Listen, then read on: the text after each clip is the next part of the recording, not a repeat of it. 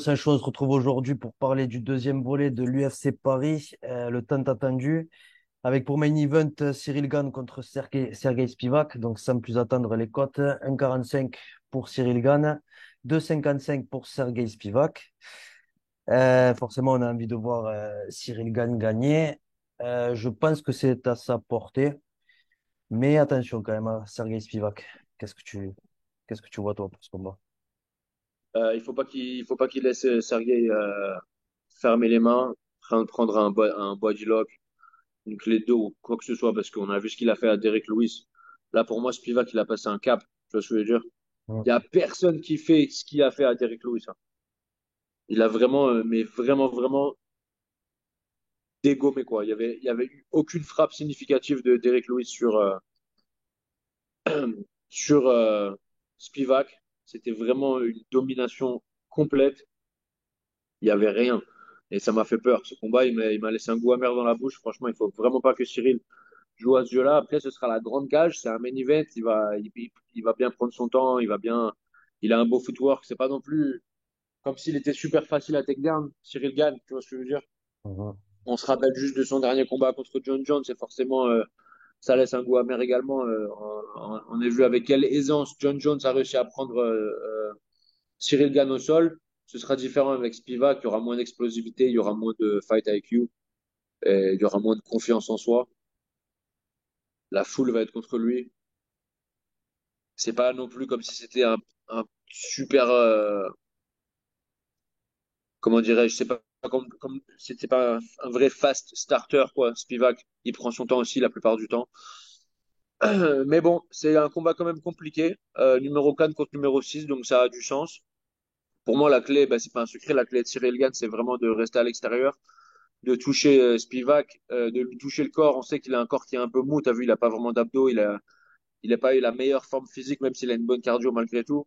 Mhm. Travailler le corps, travailler les jambes, chip, tu vois, lui prendre de petit à petit, et puis essayer de le finir au deuxième, troisième, quatrième, cinquième, même voir où, au pire, tu prends la décision en prenant les points. Mais là, Cyril Gagne, il peut pas perdre, il faut vraiment prendre la victoire. Pour moi, il a l'expérience pour le faire. Il peut le faire, mais c'est pas un combat facile. Pour moi, c'est du 60-40 quand même. Mhm. 60 pour Cyril. Ouais, ouais, ouais. Ouais, je suis assez d'accord. Je pense ouais, qu'il peut le faire. Je pense qu'il peut gagner la décision en maintenant la distance, en défendant les takedowns. Je le vois même se laisser prendre, tu vois, une ou deux fois et réussir à contrecarrer le truc, à faire s'éloigner Spivak. Je pense qu'il va montrer qu'il a évolué un peu dans la lutte et enfin, dans sa lutte, ouais, Cyril Gane, il va vouloir le montrer, je pense, et je pense qu'il va réussir. Mais qui va pas trop insister non plus, qui va réussir à le maintenir à distance et gagner je dirais moi une décision. Maintenant, j'ai des doutes sur la ténacité de Sergei Spivak sur 5 rounds. Je sais pas s'il peut le faire. Et surtout avec un Cyril Gane qui bouge beaucoup, qui pourrait le faire galérer. Je sais pas s'il tiendrait les 5 rounds, mais ouais, en pensant qu'il les tient, je dirais ouais, une décision. Ouais, ouais, non, je suis d'accord avec toi. Je suis d'accord avec toi. Le main event, donc Manon Fiorot contre Rose Namajunas. Manon Fiorot favorite aussi, 1,45 et Rose à 2,50. Et moi là, j'ai un doute. Bon, après, si on voit le dernier combat de Rose, si c'est la même Rose qu'on a vu dans ce dernier combat, ouais, je mets mon billet sur Manon Fiorot. Après, si c'est la Rose qu'on a, la meilleure Rose, en tout cas, Namajunas, qu'on a l'habitude de voir, je pense pas que Manon Fiorot soit prête. Qu'est-ce que tu penses, toi, de ce combat? C'est ça, il y a un gros point d'interrogation sur Rose Namajunas, c'est laquelle qui sort, quoi. On ne sait pas si c'est la Rose super concentrée qui a KO Zhang Weili ou si c'est la Rose super émotionnelle qui casse sous la pression, comme on a vu avec Jessica Andrade. Donc moi, quand il y a des gros points d'interrogation comme ça, je parie jamais sur ce genre de combattant. Donc je suis avec Manon Fiorot à 100%. Tu sais qu'elle a le mental de ouf, qu'elle s'entraîne très fortement. On l'a pas vu depuis un bail, mais elle a bien dû s'améliorer. Elle est quand même dans la prime de sa carrière. Donc je vais prendre Manon par décision. Ouais, ouais, allez, je te suis, ouais, parce que Parce que c'est la France, mais j'ai vraiment un gros doute sur ce combat, ouais. Rose Namajunas, qui dans son dernier combat, apparemment, c'est quoi, dans les vestiaires, elle disait qu'elle avait ressenti que c'était son dernier combat ou je sais pas quoi.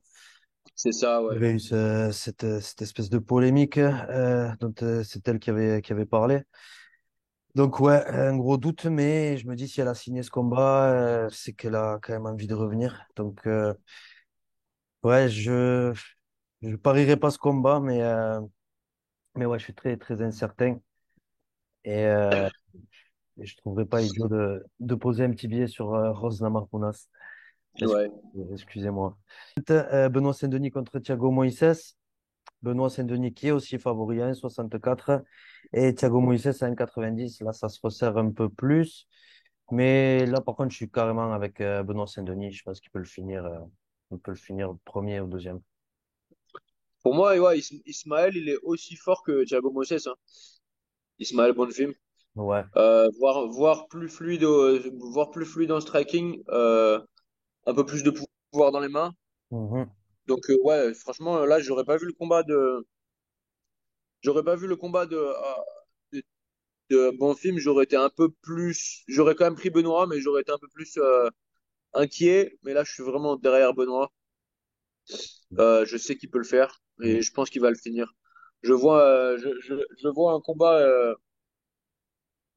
Je dirais pas une domination complète, mais je vois un bon premier round pour Benoît, gagnant 19 et un finish au deuxième round, peut-être sur la cage, un peu comme El Fenomeno il l'avait fait à Thiago Mhm. Moises il y a Ouais. quelques années, il y a 2 ans il me semble, contre Mhm. la cage TKO quoi, et Thiago Moises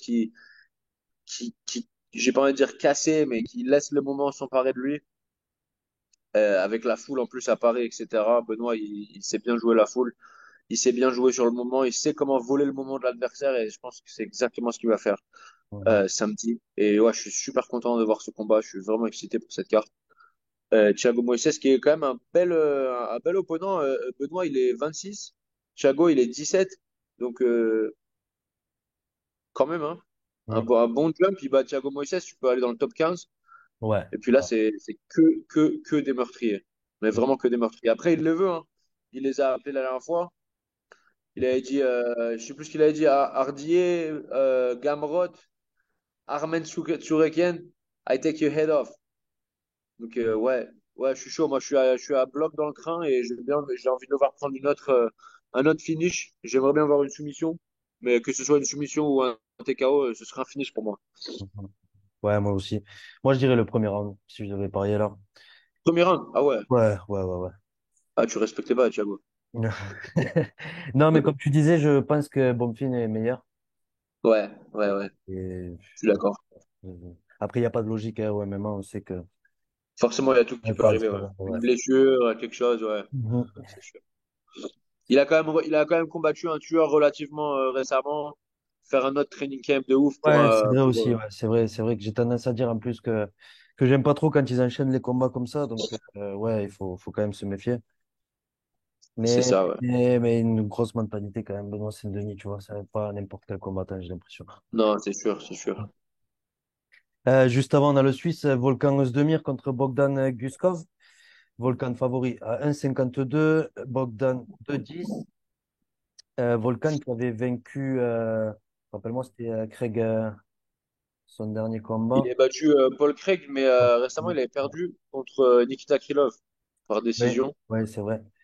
Et avant ça, il a battu Paul Craig. Avant ça, il a perdu contre Magomed Ankolaev et Yuri Prohashka. Putain, ils lui font vraiment pas de cadeau. Ouais. Avant ça, il avait battu Alexander Rakic, Ilir Latifi. Et avant ça, a perdu contre Dominic Reyes. Pour moi, il avait gagné.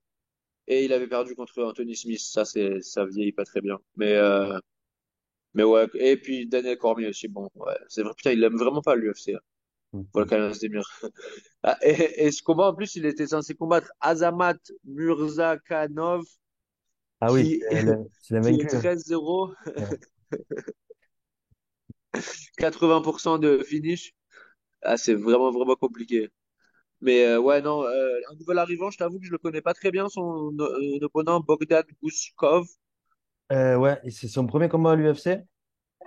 Et C'est ça. il combattait avant ça pour MMA Series. Hop, hop. Beaucoup de KO. Ouais. des triangles. Mais ouais, beaucoup de chaos. Ça a l'air d'être un gros puncher. Après, la compétition a rien à voir avec ce que Mhm. Volkan Ozdemir est habitué, hein. Ouais, ouais, ouais, ouais. Ouais, je suis derrière Volcan, ouais. Ouais, Il moi peut le aussi, je faire. pense qu'il peut Je le pense faire. que c'est à sa portée.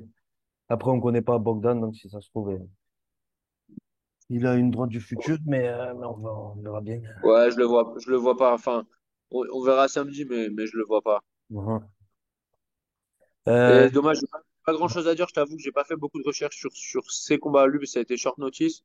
Puis il y a tellement d'autres combats que j'ai recherché sur cette carte que ça m'a un peu passé. Mais ouais, je suis super derrière Volkan. J'espère qu'il le fait. mhm. Il y a William Gomis juste avant contre Lucas Almeida. William Beau combat, Gomis, Lucas. lui aussi favori. Et Lucas Almeida de 15. Là aussi, c'est un beau test pour William Gomis. Qu'est-ce que tu vois, toi? Gros test. Lucas Almeida, il a eu des belles performances à l'UFC quand même. Ouais. Enfin, une belle performance à l'UFC contre Michael Trizano, qui était quand même vraiment bon. Mhm. 9-2 à l'époque. Michael Trizano qui avait battu Song Woo Choi, qui avait battu, il avait battu Ludovic Klein, Luis Peña, tu vois. Donc il a quand même eu des belles performances. Même contre Hakim Dawoudou, il avait perdu, il n'était pas ridicule également. Mais Mhm. il s'est fait vraiment dégommé par Pat Sabatini avec un arm triangle au deuxième round. Et c'était vraiment un 18, quoi. Le premier round, c'était une domination complète. Pat Sabatini qui revenait de sa défaite lui contre Damon Jackson. Donc ça m'a un peu inquiété. On verra, il y aura deux choses. Soit il revient vraiment brisé de ce combat, soit il revient super motivé. Moi, je pense il va revenir bien motivé. William Gomi, il a quand même laissé les deux combats qu'il a eu à l'UFC, il a quand même joué un peu au con, hein. Ouais. Dans pas mal d'instances, il a pas vraiment. J'ai pas envie de dire que c'était des mauvaises performances parce que c'était des belles performances malgré tout, mais il aurait pu faire plus. Et avec un mec contre Lucas Almeida, si tu le laisses jouer au con pendant, même pendant une milliseconde, lui, il peut s'emparer du moment, tu vois. Donc, il faut vraiment faire attention quand même. Il faut vraiment faire attention. Je suis derrière William Gomi. Je pense qu'il peut prendre une belle décision. Mais il faut qu'il ne lâche pas la pédale, quoi. Il faut qu'il soit à bloc, concentré du début à la fin. Parce il a des belles soumissions également à Almeida. On a vu William Gomis se prendre dans des triangles, etc., contre des adversaires beaucoup moins forts que lui.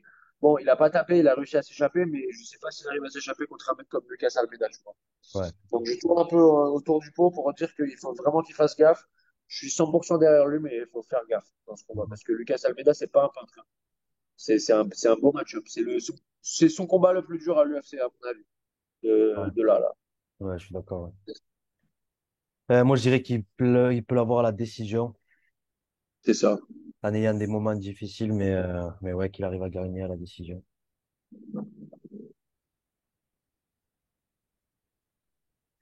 Juste avant, on a deux nouveaux venus à l'UFC aussi. Yanis Guémouri contre Kaolan Lougran. Yanis, le Français, qui là est underdog à 3,15 et 1,26 pour Kaolan.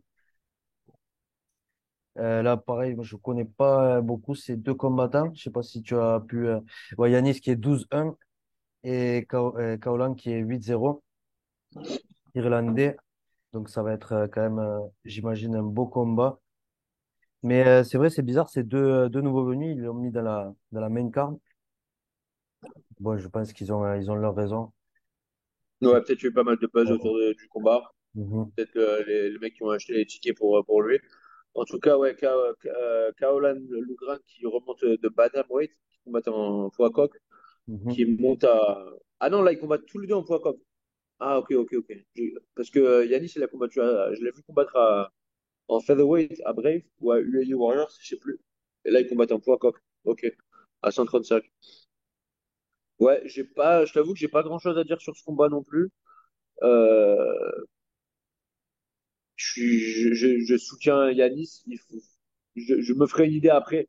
Je me ferai une idée de ce combattant après. J'ai vu que deux de ses combats que j'ai réussi à trouver sur Internet. C'était ceux de un Brave et un UE Warriors. Et mais c'était pas cette opposition-là, même s'il a eu des belles oppositions. Ça, c'est un mec 8-0, Caroline Lougrand, j'avais déjà combattu, il me semble. Combattu, excuse-moi, je l'avais déjà vu se combattre, il me semble, à Cage Warriors. C'est ça, ouais. Quand même des belles oppositions, hein. Il a pris un mec 9-0, il a fini 10-3, 5-0. Bon, 1-0, 0-0, bah, 0-39 et 0-31 les premiers combats. 0-31 et 0-39. Ah, ils abusent, les Anglais, je te jure, ils abusent. Mais ouais. Après, il a quand même pris des mecs 3-5, 0-0, 1-0. Après, il est vraiment monté à 5-0, 10-3, 9-0. Donc, ouais, ouais, combat équilibré.